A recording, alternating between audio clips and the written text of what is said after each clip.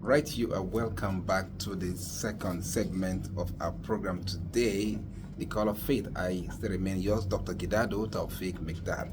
On the second segment today, we shall be taking a look at, you know, how can we sustain the freshness of our relationship?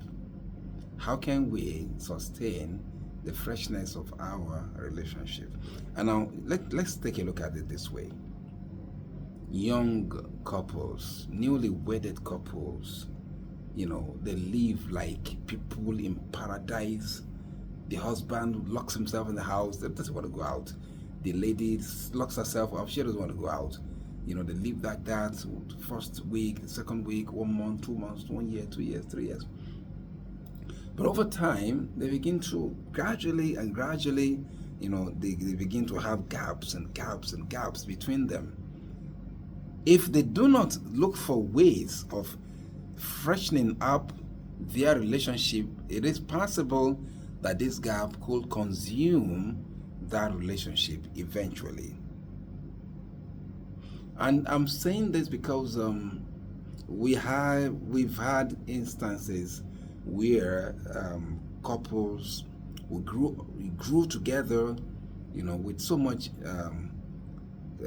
connection between them, with so much love, intimacy, and what have you. But over a period of time, they begin to lose steam because now the husband faces another direction and the wife faces another direction. The duos of them, they now begin to see themselves as strangers under the same roof. And these were the same couple who had started life in a very, very amazing way together, inter alia.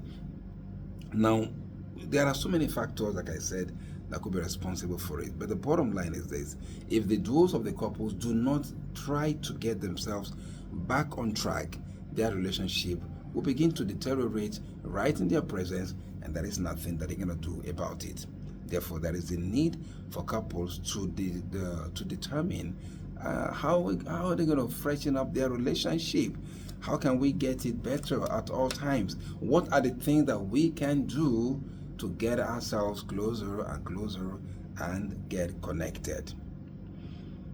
Now, every day, I want to give this example. Every day, we all, at least in this part of the world, we all, before we leave for our places of work, we have to shower, we have to freshen up, and that's what we use. We say, I want to freshen up, right?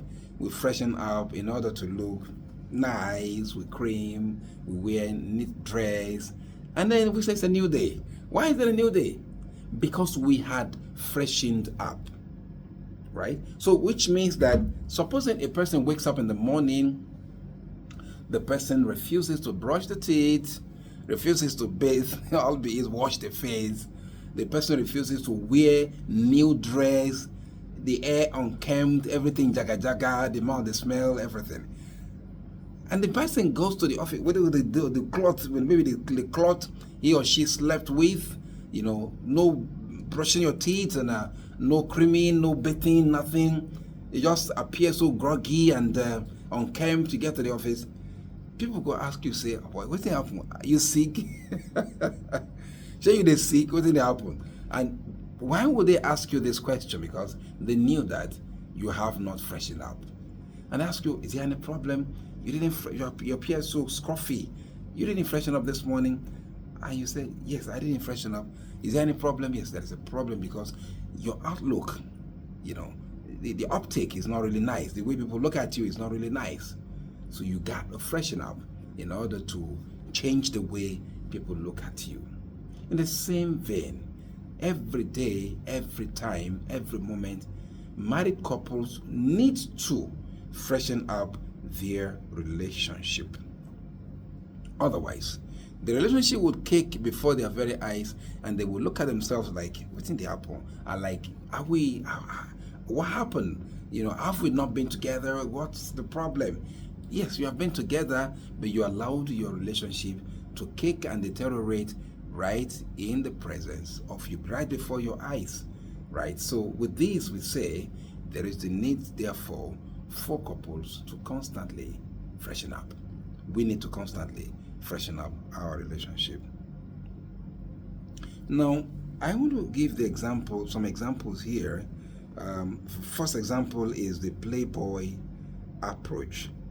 You know, playboy approach is, when you are always fond of your wife, you're always fond of your husband.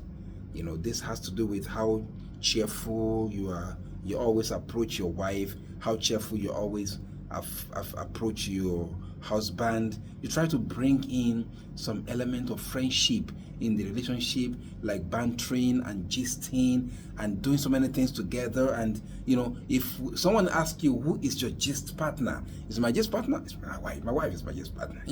And because you guys, you have been able to, over time, you found yourself like, if a playboy, I call it the playboy approach. Who is the play person you enjoy? Whose company do you enjoy most? Because you always play together, you always banter together, you always gist together, you spank, not spanking, not spanking, as in you hit me, I hit her, kind of playing here. This playboy approach is very important in marital relationship. So you must use some of these means to freshen up your relationship. And you cannot afford, because if you no longer play with your wife, if you no longer play with your husband, the question is, who then are you going to be playing with? Who are you going to be playing with? Furthermore, is the part of this playboy approach is